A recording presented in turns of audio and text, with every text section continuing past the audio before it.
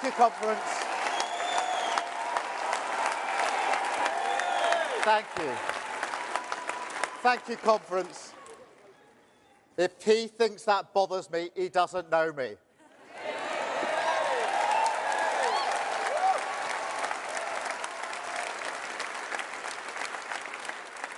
Protest or power, that's why we changed our party, conference. That's why we changed our party. Thank you.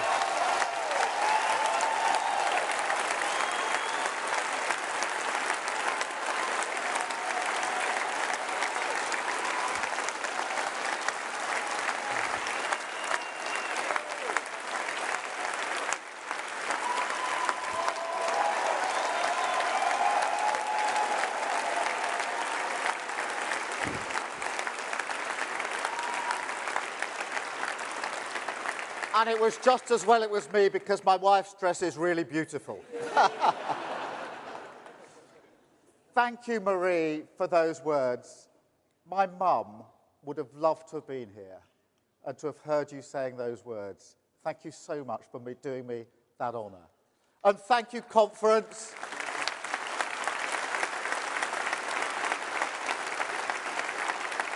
Thank you for that reception. It is fantastic to be here with you in Liverpool again. And now, before I get going, I know what you're thinking. Please, please, please, no more Arsenal jokes. And I think you're right. But, conference, I do want to offer my sympathies to Manchester. No, not for that reason, but because I really do feel for any city that had to host that circus last week. Honestly.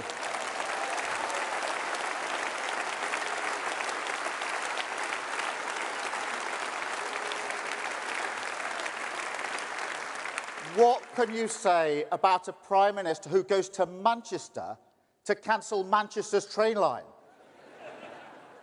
The self-declared champion of motorists who had to borrow a car for a photo op. A man who keeps a very close watch on the cost of living crisis from the vantage point of a short-haul helicopter. Conference, I never thought I'd say this, but I'm beginning to see why Liz Truss won.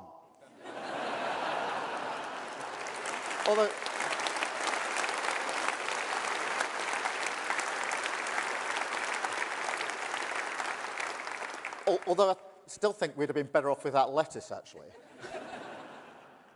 But it's been 13 years now.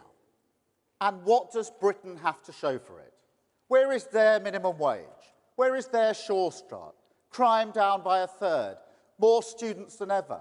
Devolution. The shortest NHS waiting list in history. 500,000 out of child poverty. Peace in Northern Ireland. I'm not going to do the whole list. I haven't got time. But isn't the contrast stark? 13 years of things can only get better versus 13 years of things have only got worse.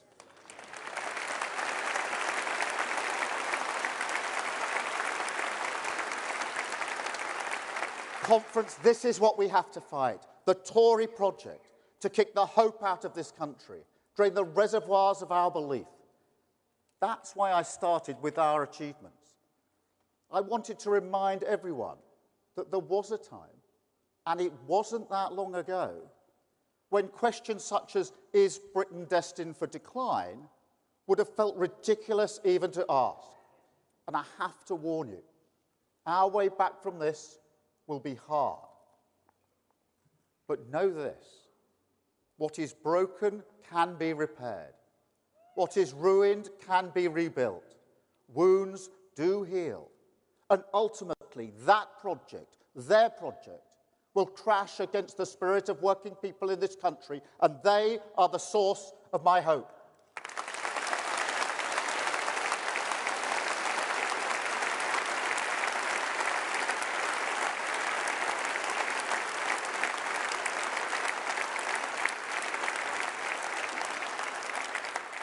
Because there are two stories of the past 13 years. A Westminster of chaos and crisis, 5 prime ministers in 7 years. And then the other side, a Britain where working people never let each other down. In fact, whenever they were asked, they dug deep for this country, came together for this country. And that's the cruelest cost of these 13 years of decline. That a government this week can winnow the confidence of a proud nation, undermine our foundations with the gnawing rot of despair. A sense that government cannot achieve great things, that Britain cannot achieve great things. But I believe in this country. I believe in its spirit, in its people, in its businesses, in its communities. I don't just see the sewage in our streams and seas.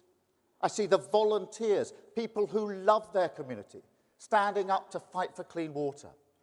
I don't just see the crumbling concrete in our schools. I see the teachers in the temporary classrooms still giving our children the education they need. I don't just see the boards going up in our high streets. I see the businesses, the pubs, the cafes, still trading, still finding a way through the chaos, still serving their community.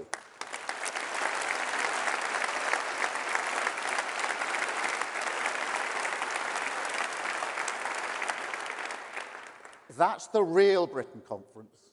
Millions of people who've looked at the Tory circus and said, fine, we'll get on with it ourselves.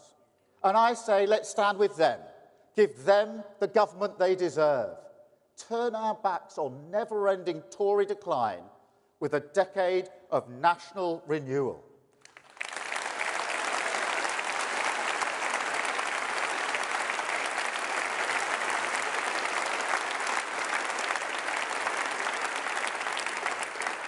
Do not doubt that the fire of change still burns in Britain. The question is whether it lives on inside Labour, and today we show it does.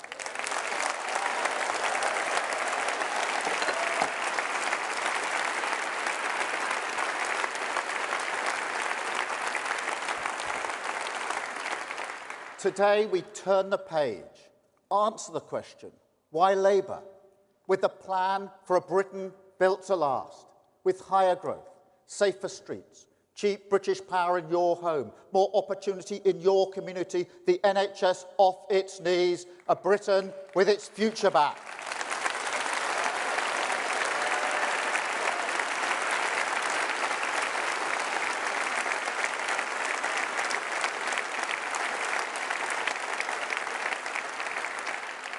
It will require an entirely new approach to politics, mission government, new priorities, totally focused on the interests of working people, 5 national missions, all fixed on a single-minded purpose, to govern for the long term, end the Tory disease of sticking plaster politics with a simple Labour philosophy that together we fix tomorrow's challenges today.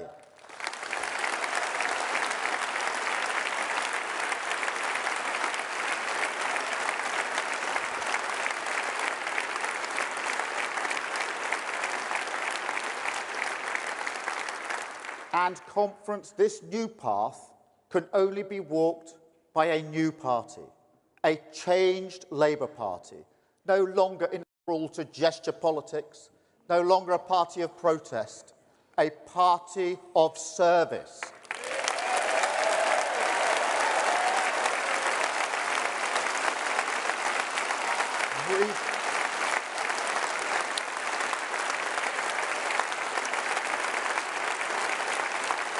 Rebuilt, renewed, reconnected to an old partnership, a bargain, that we serve working people as they drive our country forward. And that's why we had to change so fast, why we had to fight so hard to change this party. The bond of respect that comes from service is special. National renewal depends on it. That's why we stood with NATO, a historic achievement of this party, held out our hand to business, ripped anti-Semitism out by the roots, backed Ukraine, country first, Party second.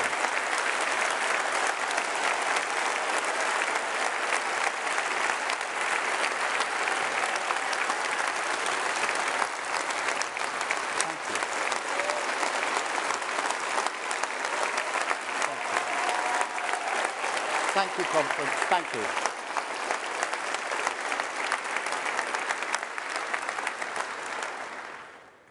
Conference, I am shocked and appalled by the events in Israel. I utterly condemn the senseless murder of men, women and children, including British citizens, in cold blood by the terrorists of Hamas. This party...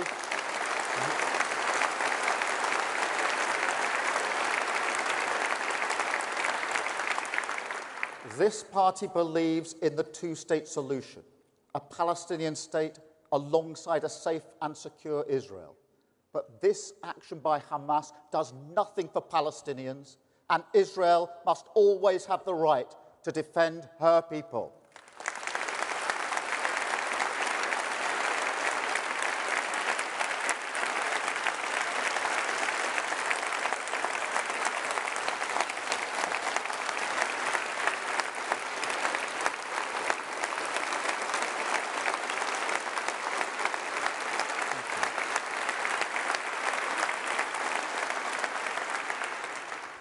Conference, these events, the war in Ukraine, they show precisely the test of our era.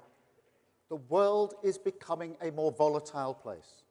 Revolutions in energy, science, technology are reshaping the global economy. The race is on for the new jobs, the new supply chains, the new industries that will emerge.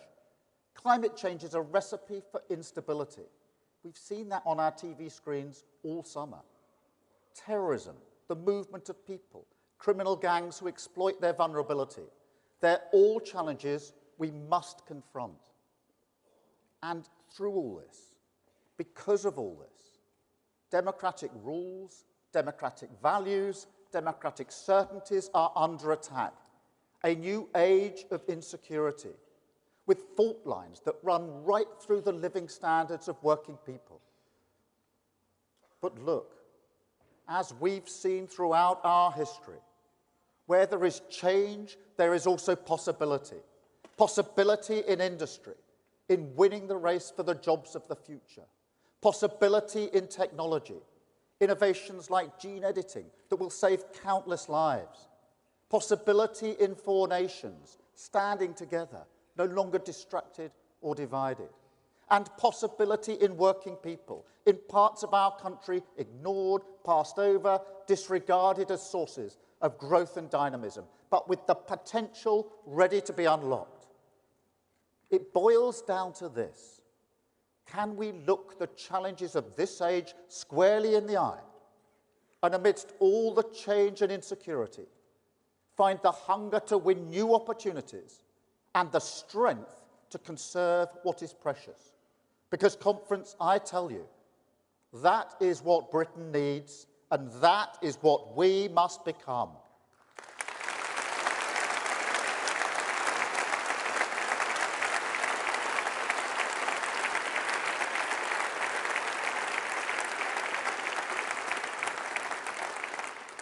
People are looking at us because they want our wounds to heal, and we are the healers. People are looking to us because these challenges require a modern state, and we are the modernizers. People are looking to us because they want to build a new Britain, and we are the builders. But they also look out at the chaos in the world and in Westminster, and they want to know, can we find that elusive path to an economy that serves their community? Can we deliver the rock of stability they need to move forward with their lives, shelter from the storm, and a passage to calmer waters? Because, conference, we should never forget that politics should tread lightly on people's lives, that our job is to shoulder the burden for working people, carry the load, not add to it. This year, I went on holiday to the Lake District with my family. We were sitting in a pub near Windermere, I was eating fish and chips. Vic had the plant burger. You see, we don't focus group everything.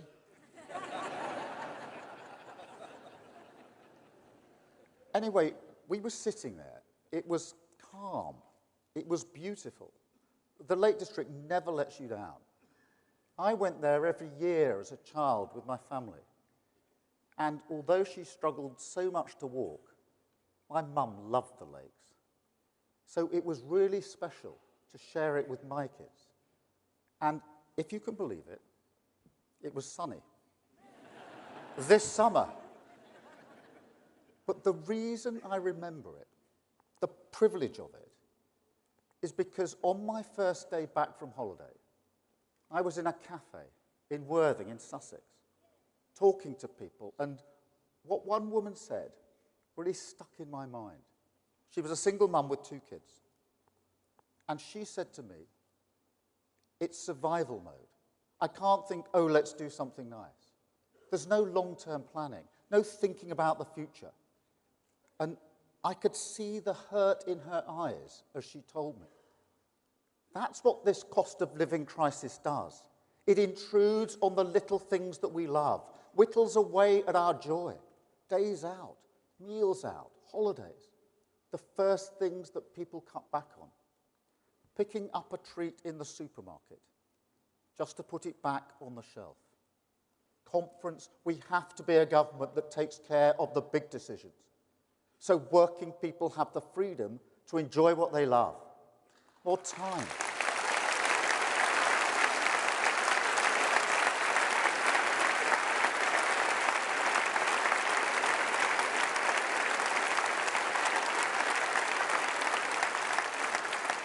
More time, more energy, more possibility, more life.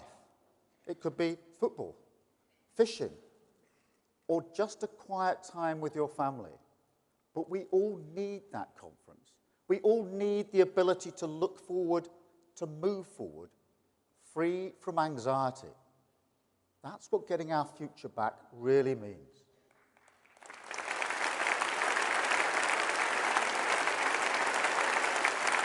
But look, conference, here's what we can't do.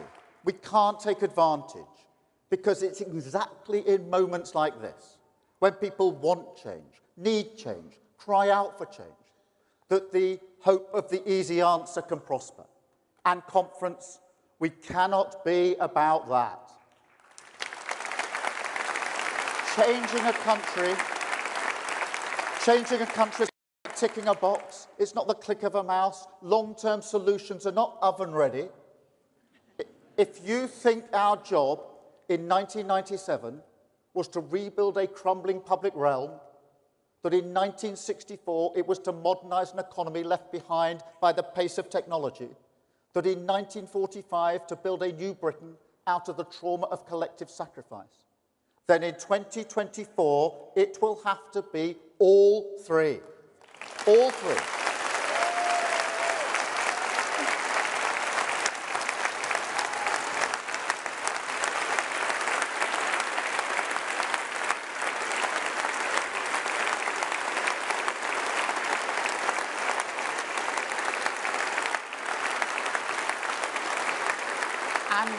And conference,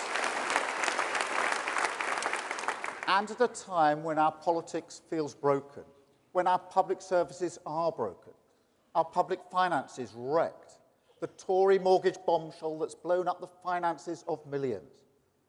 Nurses, teaching assistants, builders, drivers, shop workers, carers, people who never before missed a payment in their life, working harder than ever for the wage in their pocket, and who now find themselves walking a little more slowly past the food bank in their town. The age of insecurity loaded onto the backs of working people. But there's no magic wand here. A decade of national renewal. That's what it will take. We will need ambition, determination, patience, absolutely, but also bravery. Because it's brave to reject the hope of the easy answer, courageous to choose instead the hope of the hard road. But if we give Britain the certain destination, if we walk step by step with working people, bulldoze through the barriers in their way, lay secure foundations at their feet, mission government our guide, then yes, we can get our future back. So let's set the course. Let's get Britain building again. Take back our streets. Switch on great British energy. Tear down the barriers to opportunity. Get our NHS back on its feet.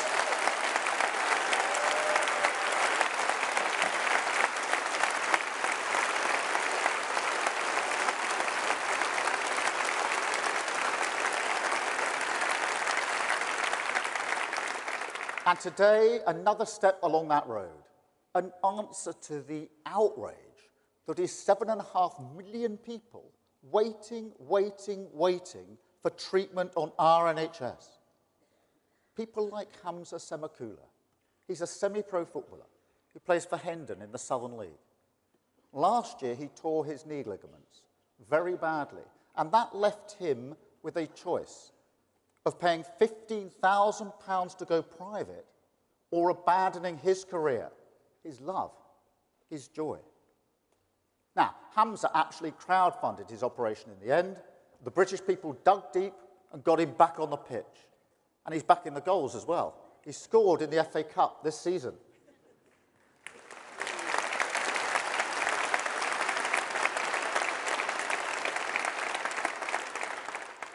But honestly, how has it come to this? Working people paying for their own health care in a cost of living crisis. Pensioners waiting weeks, months, sometimes waiting years, just for the care that they need. No, the whole point of our NHS is to be the crowd-funded solution for all of us. That's the fundamental principle.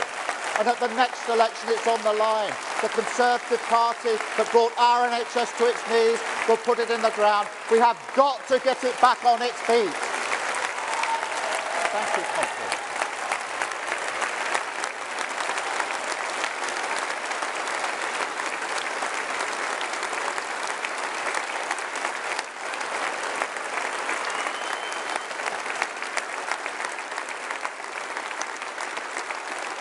Thank you, Conference. Thank you. The non-dom tax status is a legal loophole that allows some of the richest people in the world to avoid paying tax in Britain. That's money we could invest in our NHS. That's always been our priority. And right now, the biggest challenge is cutting waiting lists. So we will invest that money in boosting capacity. We will get the NHS working round the clock, and we will pay staff properly to do it. More operations, more appointments, more diagnostic tests. You will be seen more clearly in an NHS clearing the backlog 7 days a week. But Conference, do not doubt the hard road either. Because if all we do is place the NHS on a pedestal, then I'm afraid it will remain on life support. I know some people don't like the word reform, but I tell you now, there's no other option. We must be the government that transforms our NHS. We can't go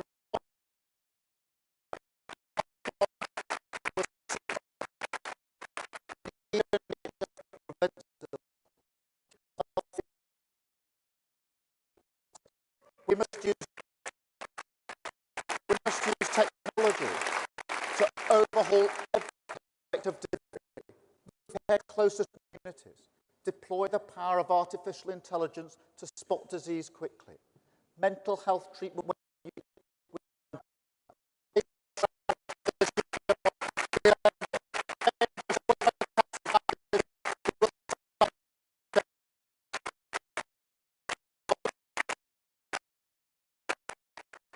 Bigger lesson, because what is true of our NHS is true right across the board. We're not here to manage the shop. We're here to make government more dynamic, more joined up, more strategic, focused at all times and without exception on long-term national renewal. Mission government. It's not about size, a more powerful engine, not a bigger car. a reforming state, not a checkbook state. Now, people will say, don't rock the boat. We've always done it like this. Is this really necessary? I've reformed a public service before. I know how it goes. But it's our responsibility to do it. And across our public services, the prize is huge. Because if we call time on wasteful police procurement, then we can have a community policing guarantee, more police in your town, fighting antisocial behaviour and taking our streets back. If we ignore the appeals for the status quo on private school tax breaks or outdated national curriculum, then we can have mental health staff in every school, more expert teachers in the classroom, more creativity, speaking skills, confidence, shatter the class ceiling at source. And if we want to challenge the hoarding of potential in our economy, then we must win the war against the hoarders in Westminster. Give power back and put communities in control. That's mission government.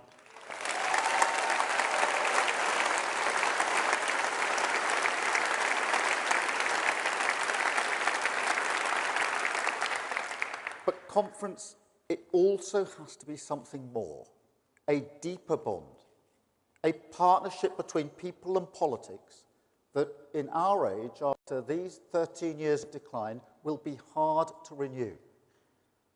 Some people say to me, it's about honesty, isn't it? We were lied to. These politicians were liars. But, you know, that's not it. Well, maybe for one of them, it actually was it. But for people like Rishi Sunak, it's more that they cannot see the country before them. The walls of Westminster are so high. The view that your lives, your services, your future are just pieces on their board. That's so deeply ingrained in their mindset. They have no way to understand what you've been through. You know, they actually believe what comes out of their mouths. When your public services were cut to the bone and they said, we're all in it together. When they told you to your face that Brexit would only bring benefits for your business. When they say now that they're taking tough decisions for you in this cost of living crisis. They've convinced themselves that this is what they're really doing. They can't see Britain, not your Britain. Can't accept that every time your interests were on the line, they made you pay. But when it's people like them, they look after themselves. Rishi Sunak.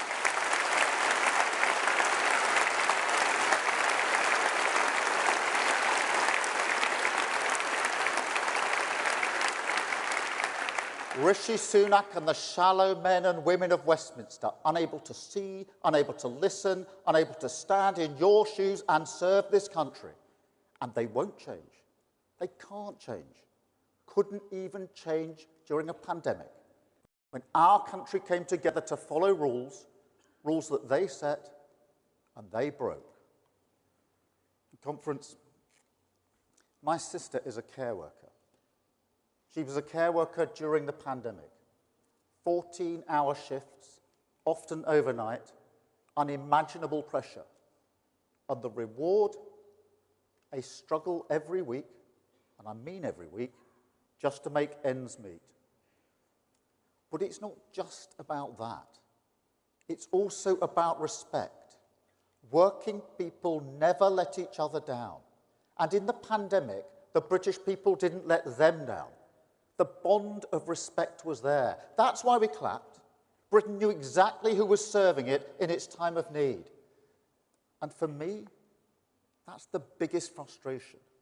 Not the pitiful reward the government gave for that service, but also the countless missed opportunities to deepen that bond. Use it to change our country. Because I believe this country respects itself.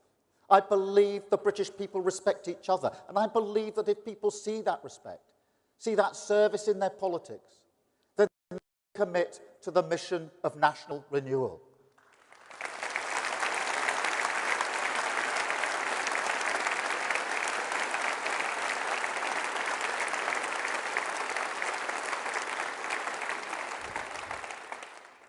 Let me put it this way. At some point in your life, Many people here will have heard a nagging voice inside saying, no, this isn't for you. You don't belong here. You can't do that. Working class people certainly hear that voice. Trust me. In some ways, it's the hardest class ceiling of all. But conference. Imagine if, instead, a whole country said, you do belong. Imagine if a whole country said, we back your potential.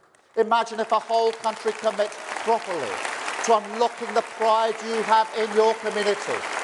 Then look what we could build.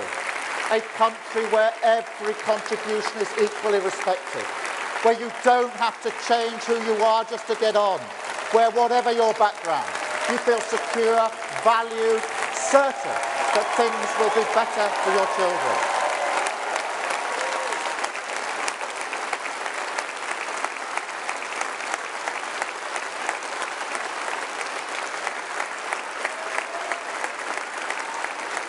Thank you, Conference. Thank you. A Britain strong enough, stable enough, secure enough for you to invest your hope, your possibility, your future. A Britain built to last, where working people are respected, crime is prosecuted, ambulances come, the minimum wage is enforced, infrastructure gets built, children feel safe in their classrooms, businesses and workers unite in partnership, fight for the jobs of the future, jobs that are well paid and in your town, and where MPs have only one job, service. No more.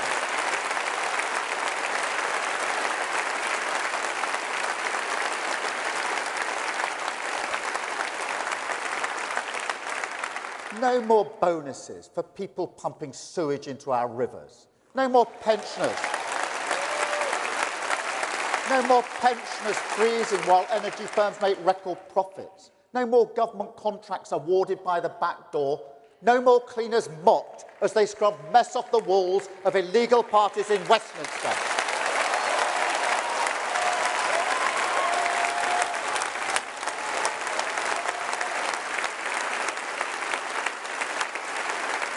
Thank you, Tim.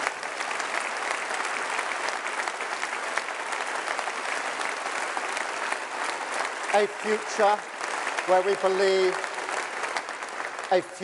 we believe workers' rights are good for growth, inequality corrosive, communities should have a bigger stake, climate change is an opportunity we can't pass up, young people's aspirations must be met, Britain is respected around the world again. That's our future, Conference. Let's get it back.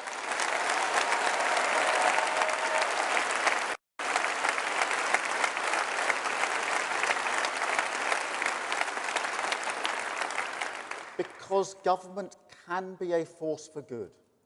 We can fight alongside working people in the name of justice and opportunity. That's why I came into politics. I've looked into the eyes of the people that we must serve at the Crown Prosecution Service in my work in Northern Ireland, and I've seen reflected back the knowledge that government can make or break a life.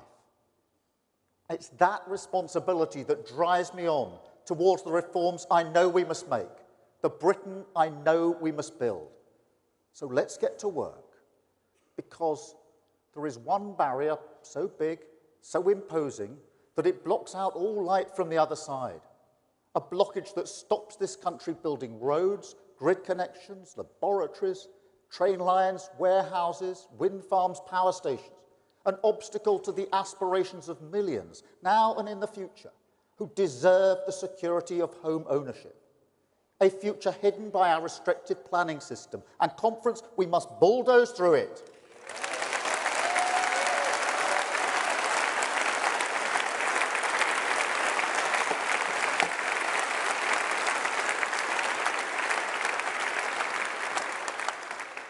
We used to call it the dream of home ownership, didn't we? We used to say it glibly on stages like this. But look at Britain now. It has become a dream, reach for millions. And if we don't take action, it will only become more distant, a luxury for the few, not the privilege of the many. And look, I'm trying really hard not to mention the house I grew up in again. But seriously, that Pebble Dash semi was everything to my family.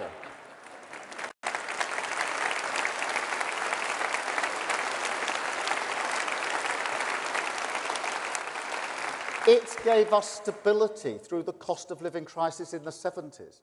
It served as the springboard for the journey I've been on in my life.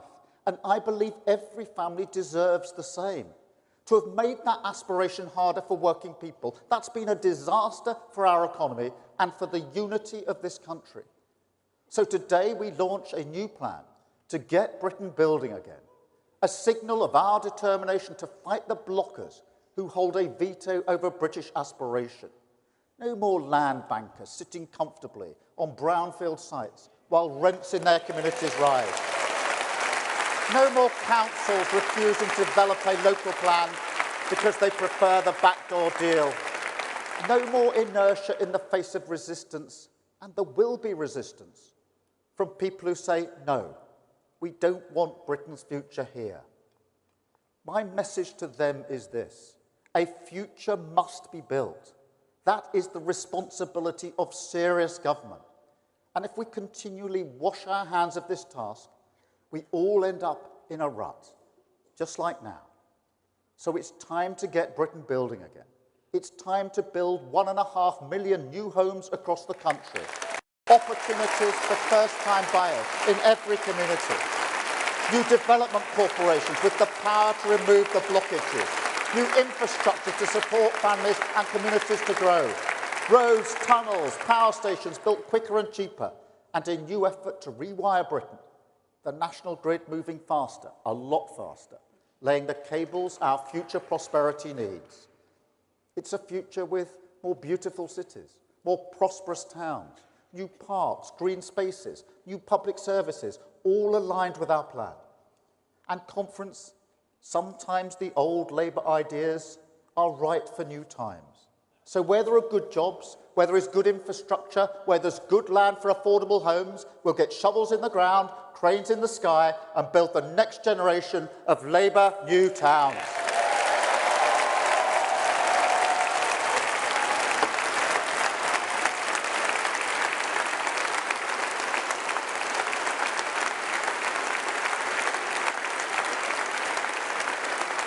Thank you. Thank you, Conference. And no, this doesn't mean we're tearing up the green belt. Labour is the party that protects our green spaces. No party fights harder for our environment. We created the national parks, created the green belt in the first place. I grew up in Surrey. But where there are clearly ridiculous uses of it, disused car parks, dreary wastelands, not a green belt, a grey belt, sometimes within a city's boundary, then this cannot be justified as a reason to hold our future back. We will take this fight on. That's a Britain built to last.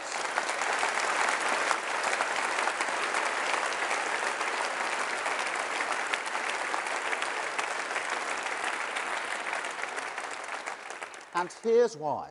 Because getting Britain building again is critical for economic growth, our most important mission, and also a means, a way to soften that hard road, deliver on national renewal, and escape the cost of living crisis permanently. And that is why this Labour Party will fight the next election on economic growth. An economy that works for the whole country is what the British people want.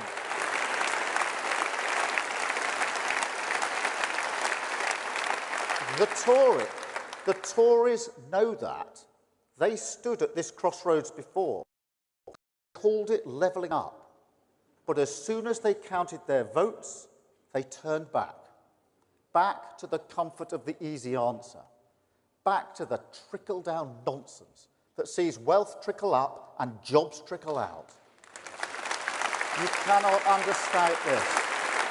Those ideas are finished. Blown away by a world where tyrants like Putin pay little regard to the niceties of market dogma, but also because in the end, they always make working people pay. You saw it last year. Tax cuts for the richest, the pound sinking like a stone, a wrecking ball to our finances, economic shrapnel everywhere, family budget shredded, a £300 billion bill, the only remedy, Labour stability.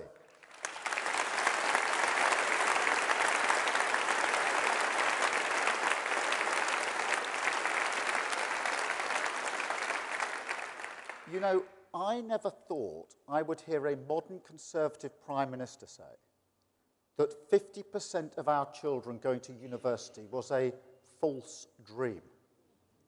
My dad felt the disrespect of vocational skills all his life, but the solution is not and never will be the levelling down of working class aspiration to go to university.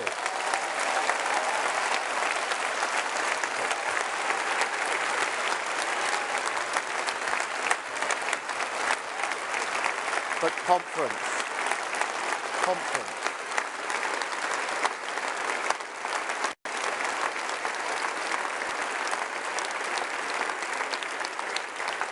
But conference, this is the Tory mindset now. Don't solve problems, exploit them.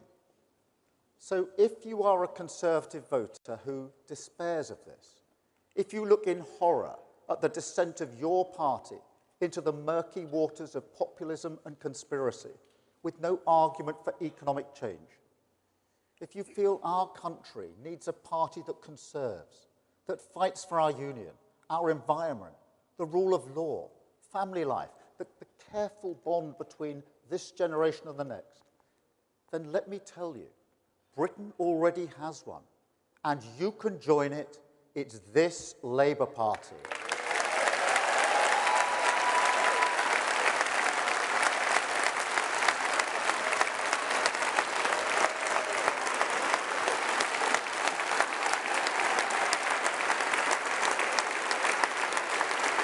Thank you, Conference. And this is our mission. Every new era of growth must start with an expansion of the country's productive capabilities. That is an iron law.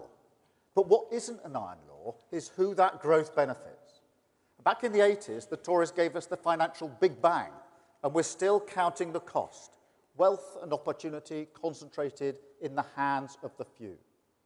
Our Labour era will instead unleash the big build, and the winners this time will be working people everywhere. That's a Britain built to last.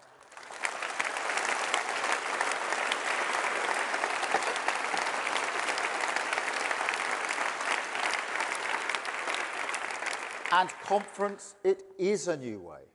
Unlike the Tories, we won't be dragged back to the easy answers. The barriers of dogma will not block our path. That's why we hold out the hand of partnership to business, champion the need for a competitive tax regime, understand that private enterprise is the only way this country pays its way in the world. And at the same time, we scrap 0 hours contracts. We end fire and we hire.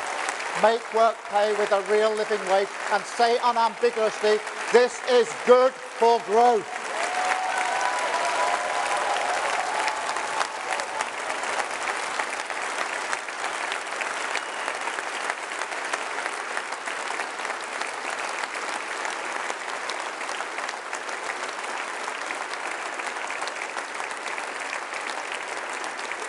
Conference, we say yes to sound money, yes to cutting waste and debt, embrace the need for stability. Fiscal responsibility is non-negotiable. And if investment can kickstart growth, if investment can save money in the long run, can protect jobs, create jobs, crowd in billions of private investment, then yes, we must get on and do it.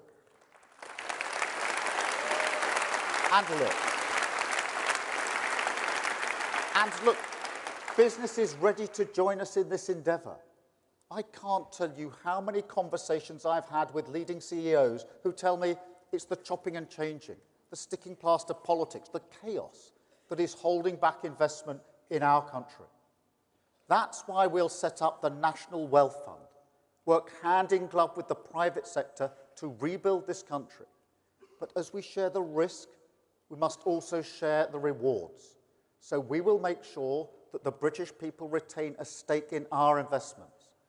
This is our mantra. The fight for the future must go hand in hand, fight for every pound. That's a Britain built to last.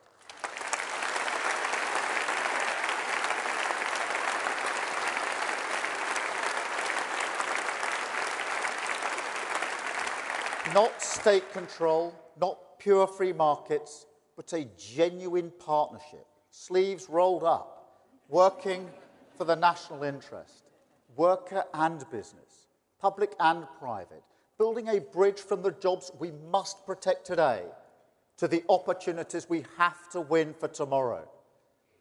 That's why the global crisis of the last 13 years have been so painful for Britain. The stand-aside state that leaves nobody with the future they want because there's no direction. An irresponsibility towards the future that defies the values Conservatives say they support. You heard the Prime Minister banging the drum again last week. But I say to him, look around Britain. Look at the bills working people are paying now. They're more expensive because you didn't build the gas storage. You didn't invest in clean British energy. You scrapped home insulation. And you're doing it all again, moving the targets back, passing it on to the next generation, letting the cost rise because you won't pay. Sticking plaster politics, an approach as riven through the foundations of our security as the crumbling concrete in our schools. The never-ending cycle of Tory Britain, party first, country second, drift, stagnate, decline. We have to turn the page on this conference. Government must steer the ship on industrial policy. That's a crucial part of any plan for growth. So here's our strategy.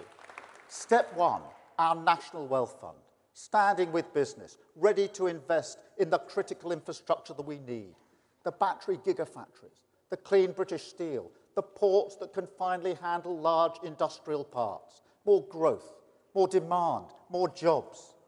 Step two, long-term stability for researchers, investors, innovators, a real boost for life sciences and the automotive industry, and a British jobs bonus that will attract new investment to our industrial heartlands, from Bridgend to Burnley, the backbone of Britain, once again powering us towards national renewal. Step three, a new direction on skills, because a future must be trained as well as built. And the generation that sacrificed so much during the pandemic, their potential must be backed. So today we commit to a new generation of colleges, technical excellent colleges, colleges with a stronger lead to their local economies, planted firmly in the ground of young people's aspirations, but also in the pride, the pull of the badge on your shirt, the ambition you feel when building a legacy for your community. Training lab workers in Derbyshire, automotive engineers in Wolverhampton, computer scientists in Manchester, nuclear technicians in Somerset, builders in Staffordshire, tool makers in Hull. My dad would have loved that. And conference step four, a new mindset. Because when an opportunity is there to be won, you have to take it. Clean British energy is cheaper than foreign fossil fuels. That means cheaper bills for every family in the country.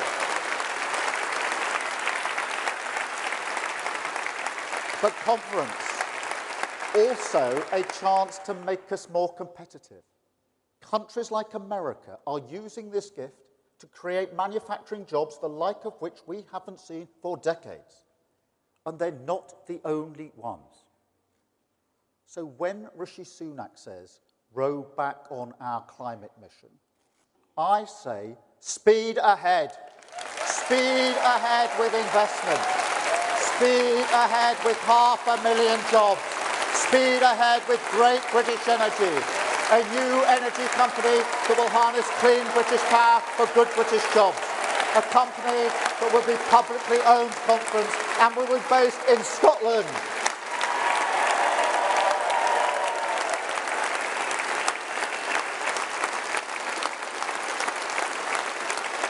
Because conference, though Great British Energy will be a shared mission, Scotland has the skills, Scotland has the ingenuity, and Scotland is at the heart of a Britain built to last.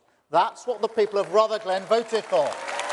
On conference, I want to thank Anas for his inspiring leadership in that campaign and beyond, and Michael Shanks, who will serve his community with dignity, pride and determination. Michael.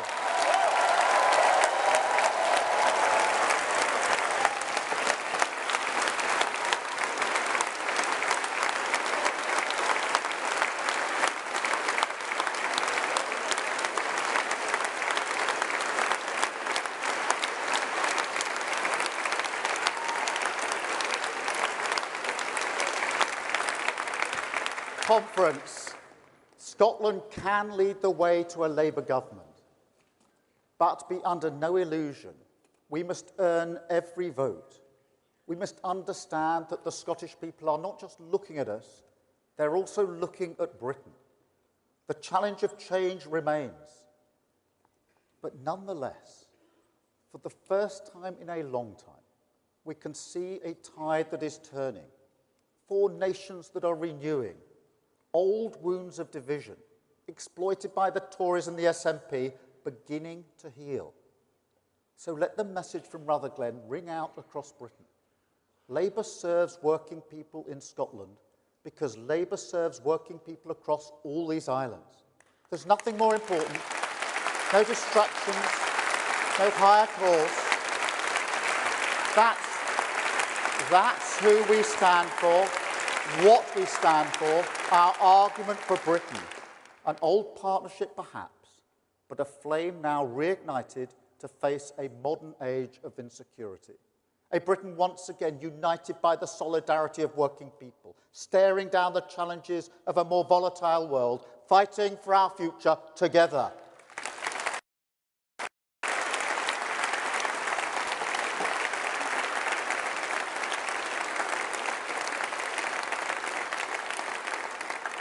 And conference, it will be a fight. The SNP will regroup. Of course they will. Once again, they will wave away the lessons of history, try to present nationalism as a bridge to the world. We have to remind them it can barely provide a ferry out of the Hebrides.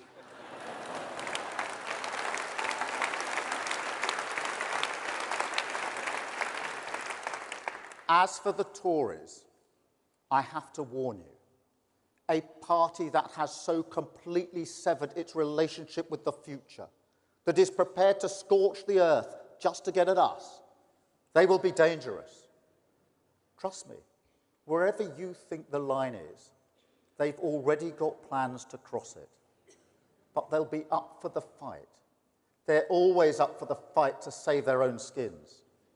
And this isn't over. In fact, it's barely begun. So we have to be disciplined, focused, ready to fight back, and confident, conference, because we have come so far already. We've dragged this party back to service, and we can do the same for politics. I grew up working class. I've been fighting all my life, and I won't stop now. I've felt the anxiety of a cost of living crisis before, and until your family can see the way out, I will fight for you. That's my mission, and we will do it. We will face down the age of insecurity, break the stranglehold of Tory decline, walk towards a decade of national renewal. Conference.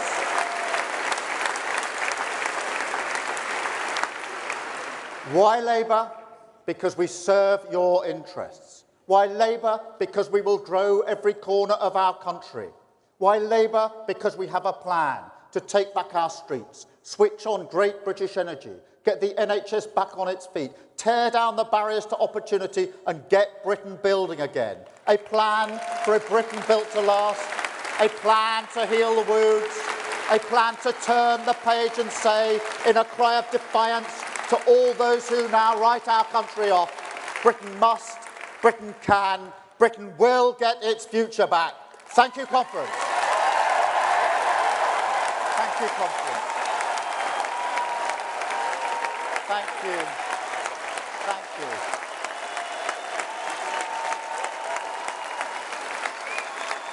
Thank you, Conference. Thank you, Maria. Thank you. Thank you, Conference.